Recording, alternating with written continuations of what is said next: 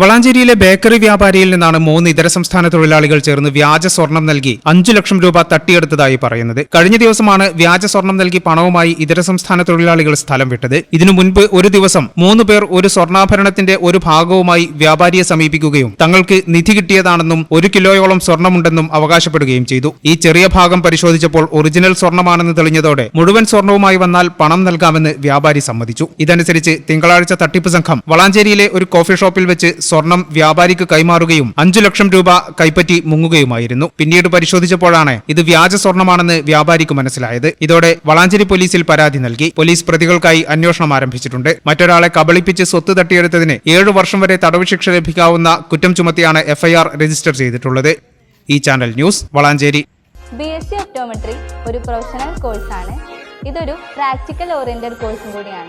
ക്ലാസ്സിൽ പഠിക്കുന്നതിനേക്കാൾ clinical exposure കൂടുതൽ വേണ്ടൊരു മേഖലയും കൂടിയാണ്. അൽസലാമ ഐ ഹോസ്പിറ്റലിൽ ആവശ്യത്തിലധികം ക്ലിനിക്കൽ എക്സ്പോഷർ നമുക്ക് ലഭിക്കുന്നുണ്ട്. അതുകൊണ്ട് തന്നെ വേഗത്തിൽ പഠിക്കാൻ പറ്റുന്നു, എല്ലാം മനസ്സിലാക്കാനും പറ്റുന്നു. We are very happy to be the part of Al Salama Optometry College.